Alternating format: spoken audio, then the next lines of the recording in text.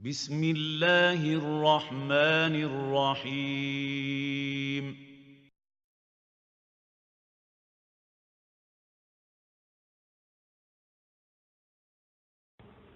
السلام علیکم ورحمۃ اللہ وبرکاتہ۔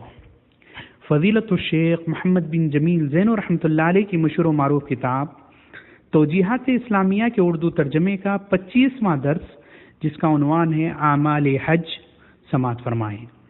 محترم سامعین، حج کے اعمال میں احرام باندھنا، منا میں راتیں گزارنا، عرفات میں ٹھہرنا، مزدلفہ میں رات گزارنا، جمرات کو کنکریاں مارنا، قربانی کرنا، سر منڈوانا، کعبۃ اللہ کا طواف کرنا اور صفا مروہ کے درمیان سعی کرنا شامل ہے۔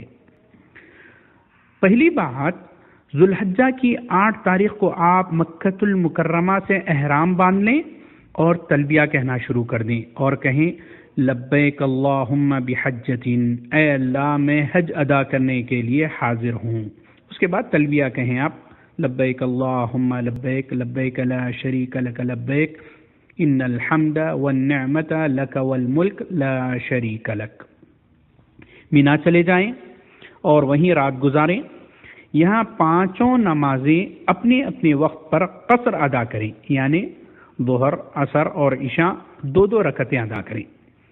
دوسری بات، 9 ذی الحجہ کو سورج طلوع ہونے کے بعد آپ میدان عرفات جائیں، وہاں ظہر اور عصر کی نماز جمع تقدیم کی صورت میں ادا کریں۔ ان دونوں نمازوں کے لیے ایک ہی اذان کہیں، لیکن اقامتیں دونوں کی علیحدہ علیحدہ ہوں گی۔ اور اس بات کی تسلی کر لیں کہ آپ حدود عرفات میں ہی ہیں یا نہیں، کیونکہ مسجد نمرہ کا اکثر حصہ عرفات سے باہر ہے اور یہ آپ کے لیے انتہائی ضروری ہے۔ میدان عرفات میں عاجزی اور انکساری کے ساتھ تلبیہ کہتے ہیں اور اللہ وحدہ لا شریک سے التجا و مناجات کرتے رہیں، اس لیے کہ میدان عرفات میں ٹھہرنا حج کا بنیادی رکن ہے۔ تیسری بات، سورج غروب ہونے کے بعد عرفات سے باطمینان مزدلفہ آ جائیں، یہاں مغرب اور عشاء کی نماز جمع تاخیر کے ساتھ ادا کریں، پھر اسی مقام پر رات گزاریں، یہاں تک کہ صبح کی نماز یہاں ادا کر سکیں اور مشعر الحرام کے پاس اللہ تعالیٰ کے ذکر و اذکار میں مصروف رہیں۔ یہاں آدھی رات کے بعد ضعفاء اور کمزور لوگوں کو رات مینا میں گزارنے کی اجازت ہے، یعنی مزدلفہ سے وہ مینا کی طرف روانہ ہو سکتے ہیں۔ چوتھی بات، پھر عید کے دن سورج طلوع ہونے سے پہلے مزدلفہ سے مینا چلے جائیں، سورج طلوع ہونے کے بعد جمرہ کبریٰ کو تکبیر کہتے ہوئے چھوٹی چھوٹی 7 کنکریاں ماریں اور یہ عمل آپ رات تک کسی بھی وقت کر سکتے ہیں۔ 5ویں بات، عید کے دنوں میں مینا یا مکۃ المکرمہ میں قربانی ذبح کر کے اس کی کھال اتاریں، حسب ضرورت خود کھائیں اور فقراء و مساکین کو کھلائیں، اور اگر آپ قربانی خریدنے کی طاقت نہیں رکھتے تو حج کے دنوں میں 3 روزے رکھیں اور 7 گھر لوٹنے کے بعد یہ 10 مکمل روزے ہو گئے۔ اور عورت پر بھی مرد کی طرح قربانی کرنا، جسے حدی کہتے ہیں، ضروری ہے، اور پھر روزے بھی رکھے۔ اگر وہ قربانی کرنے نہ کیے ہوں تو خاتون پر بھی روزے رکھنا واجب ہے، اور یہ حج تمتع اور حج قیران ادا کرنے والوں کے لیے ہے۔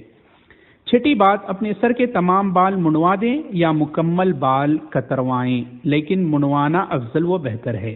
پھر احرام کھول دیں، دوسرے کپڑے پہن لیں۔ اس کے بعد آپ کے لیے اپنی بیوی سے ہم بستری کے علاوہ سب چیزیں حلال ہیں۔ 7ویں بات، پھر آپ مکۃ المکرمہ آ جائیں، کعبۃ اللہ کا طواف اور سعی یعنی صفا و مروہ کی سعی کریں، اور اسی طرح اس کے بعد آپ کی بیوی بھی آپ پر حلال ہو جائے گی، اور یہ طواف بیت اللہ عید کے آخری دن تک مؤخر کیا جا سکتا ہے، جسے ہم طواف حج یا طواف افاضہ بھی کہتے ہیں۔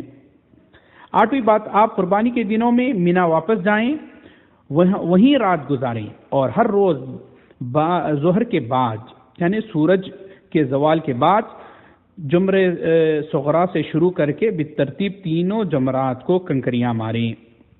ہر جمرہ کو 7 کنکریاں مارنی چاہیے، اگرچہ رات کیوں نہ چھا جائے.